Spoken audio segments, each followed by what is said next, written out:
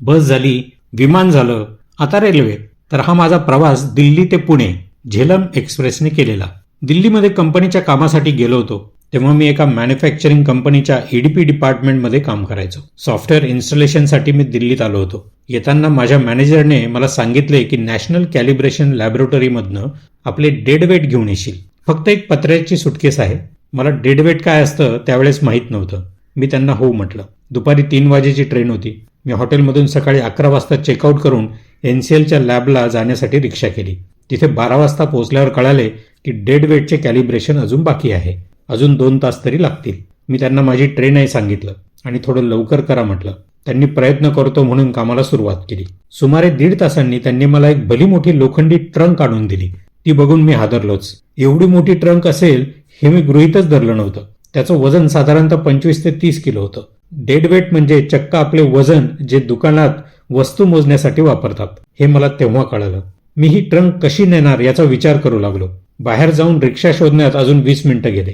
तेव्हा ओला उबर सारखी सोय नव्हती. रिक्षावाल्याच्या मदतीने ती ट्रंक मी रिक्षात कशीबशी ठेवली. रिक्षावाला त्याचे वेगळे 50 रुपये घेईल म्हणाला. त्याला रिक्षा जोरात चालवायला सांगून मी पुढे स्टेशनमधून ही ट्रंक आत कशी न्यायची याचा विचार करू लागलो. स्टेशनवर उतरताच एक कुली दिसला. त्याला 20 रुपयात पटवून मी ट्रंक माझ्या बोगीपर्यंत सोडायला सांगितले. प्लॅटफॉर्मवरून जाताना मला एका पोलिसाने थांबवले. झालं, इथेही पोलीस आलाच. इसमें क्या है, तो दरडावला. मी त्याला सांगितलं डेड वेट आहे. वो क्या होता है, त्याचा पुढचा प्रश्न. मी तेही सांगितलं. खोल के दिखाव. पुन्हा एकदा पोलिसी आवाजात त्याची ऑर्डर. मी त्याला म्हटलं हे बघ, उघडायला वेळ नाही, माझी ट्रेन प्लॅटफॉर्मवर उभी आहे, मला जाऊ दे. इसमें बम हो सकता है, मैं नहीं जाने दूंगा. तेवढ्यात तो कुली मला हळूच म्हणाला, उसको चाय पाणी दे दो. तो काय म्हणतो हे समजल्यावर मनातल्या मनात एक शिवी हसडून मी 50 रुपये त्याच्या हातात टिकवले आणि पुढे निघालो. तर ह्या पोलीस महाशयांनी कदाचित अजून 2-3 पोलिसांना ही खबर दिली होती. पुढे 3 पोलिसांनी मला असंच अडवलं आणि माझ्याकडून चहा पाणी वसूल केलं. त्यातल्या त्यात एका पोलिसाचं मी आभार मानलं, कारण त्याने मला वजन जास्त आहे तर त्याचं वजन करून टॅक्स पावती घ्यायला सांगितली. ती पावती घ्यायला गेलो तर तिथे देखील एक सरदारजी तिथल्या अधिकाऱ्याशी भांडत होता. त्याला त्याचा कुत्रा ट्रेनमधून न्यायचा होता आणि तिथे बसलेला ऑफिसर काही ते मान्य करत नव्हता. सरदारजीने मग मैं जा सकता हूं, कुत्ता क्यों नहीं असा एक पांचट विनोद मारला आणि स्वतःच हसायला लागला. त्याला मी विनंती करून मला आधी पावती घेऊ दे असं सांगितलं आणि नशीब त्याने ऐकलं.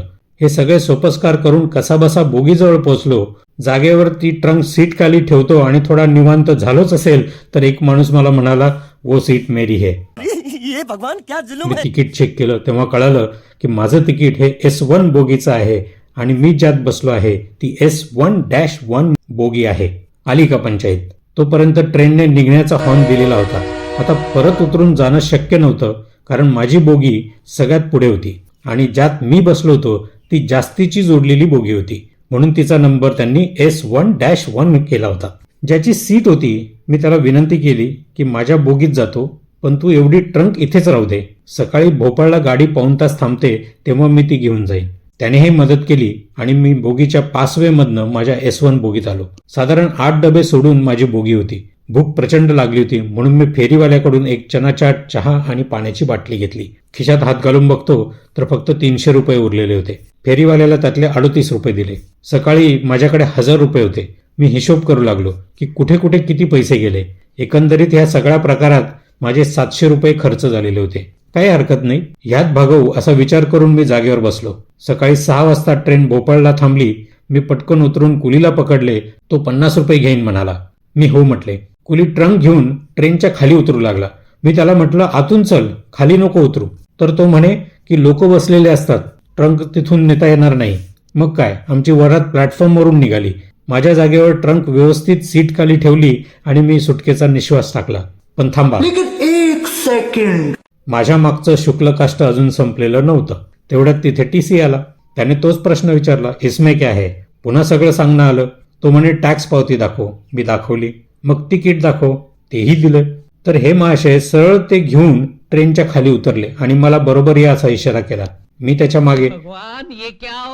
प्लॅटफॉर्मच्या एका कोपऱ्यात गेल्यावर तो माझ्याशी हुज्जत घालू लागला की टॅक्स पावती खोटी आहे, ट्रंकचे वजन जास्त आहे, तुला अजून पैसे द्यावे लागतील वगैरे वगैरे. मी त्याला ती टॅक्स पावती कशी खरी आहे हे पटवून देऊ लागलो. तो म्हणे मग वजन करून दाखव. मी म्हटलं आता वजन करत बसलो तर ट्रेन निघून जाईल. तो म्हणे ट्रेन जाऊ दे, मी तुला सोडणार नाहीये. आणि महत्वाचं म्हणजे मी ही टॅक्स पावती खरी मानतच नाही असं तो म्हटला. मी शेवटी थोडा वैतागलोच. त्याला म्हटलं मे बी नाही म्हणता आप टीसी हो. त्याने त्याचं आय कार्ड दाखवलं. मी म्हटलं ते खोटं आहे. झालं, माझा शहाणपणा इथे नडला. तोही चिडला आणि म्हणे अच्छा हमको सिखा रिया है. अब तू गया बेटा. मला माझी चूक लक्षात आली.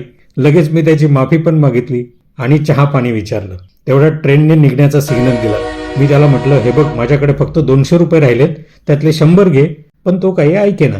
शेवटी ट्रेन निघालेली बघून मी त्याच्या हातात 200 रुपये टिकवले, माझी टॅक्स पावती आणि तिकीट परत घेतलं आणि धावतच चालती ट्रेन पकडली. झालेला प्रकार अत्यंत निंदनीय होता.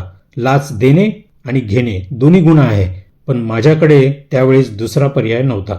आता खिशात फक्त 12 रुपये शिल्लक होते आणि ट्रेन पुण्याला पोहोचायला 15 तास बाकी होते.